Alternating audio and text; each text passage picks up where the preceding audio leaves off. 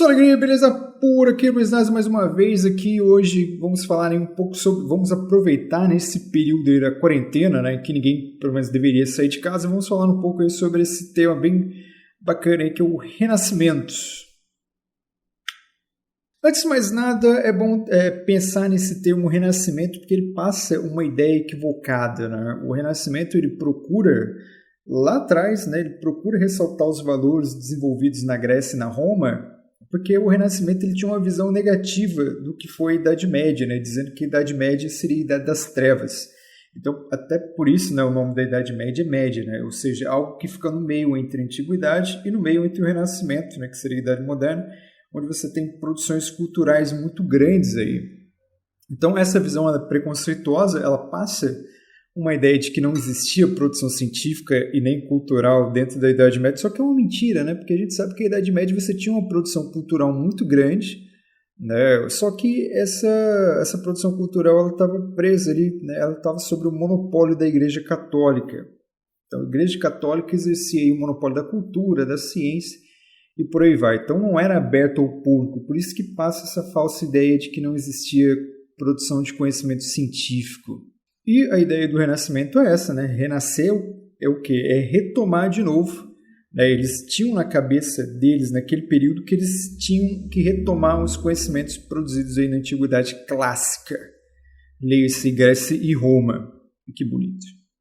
O Renascimento foi um período de transição aí do mundo medieval para o mundo moderno, né? Onde você pôde testemunhar uma série de transformações. Dentre essas transformações você tem o quê?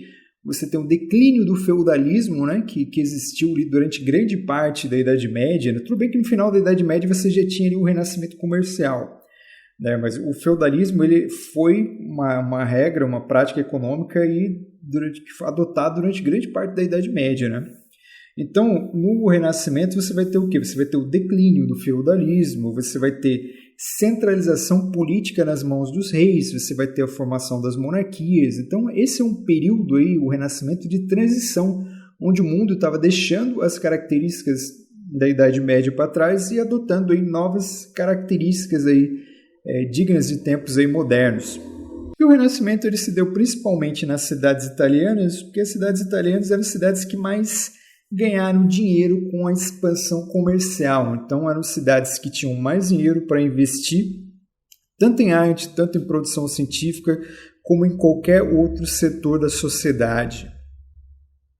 As principais cidades que investiam nessa produção artística, nessa produção científica, eram a cidade de Gênova, Veneza e também Florença. Uma das principais características aí do Renascimento aí era o humanismo, ao contrário do que ocorria na Idade Média, porque na Idade Média o ser humano tinha uma visão muito pessimista sobre a própria humanidade, né? Que o ser humano era um ser incapaz, que tudo ele dependia de uma entidade, de um Deus que provinha todas as coisas. E no Renascimento o ser humano estava mais voltado para essa visão mais humanista. Uma visão humanista é uma visão mais positiva do ser humano. Você olhar com um pouco mais de carinho para o ser humano e você não tratá-lo como se ele fosse um ser incapaz, mas sim você potencializa toda a capacidade do ser humano. Então, é a valorização da figura do ser humano.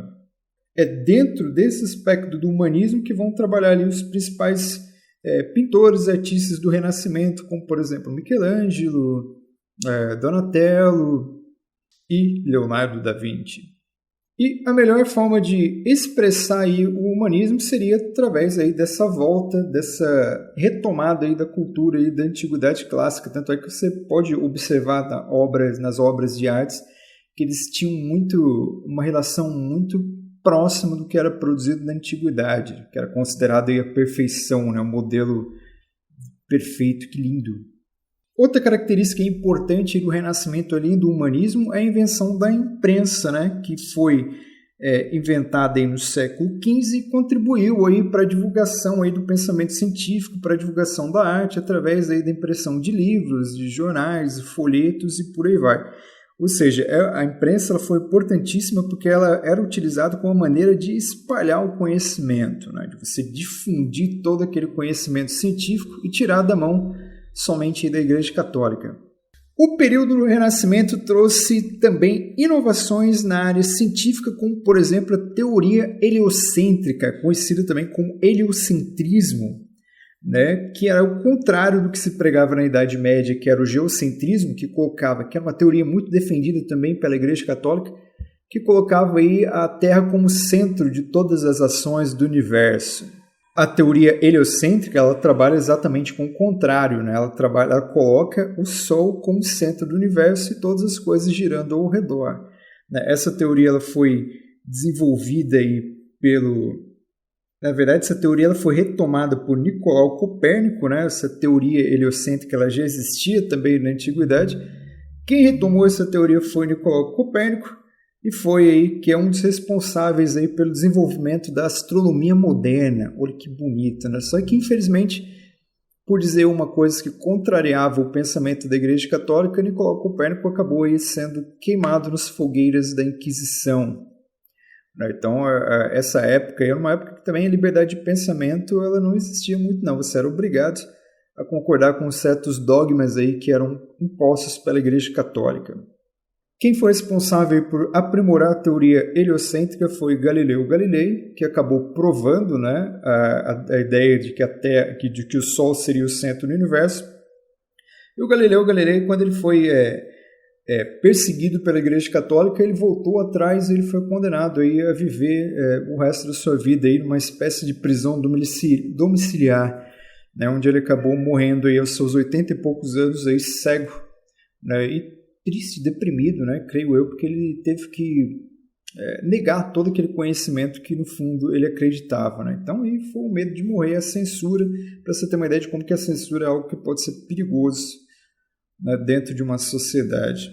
E na área da medicina destacou-se também o processo de uma coisa que era proibida na Idade Média, que fez com que no período do Renascimento a ciência ela evoluísse muito, principalmente em medicina, foi o quê? Foi a dissecação de cadáveres, né? O estudo. Aí você pega os cadáveres, você abre para você descobrir as causas da morte. Então tudo isso permitiu aí um avanço científico muito grande durante esse período do Renascimento. Então, o período da Idade Média, onde você tinha o conhecimento sufocado, no período do Renascimento você tem essa divulgação do conhecimento, você tem a ampliação. Por isso que dá a ideia de que na Idade Média não existia nada e que tudo foi inventado aí no Renascimento.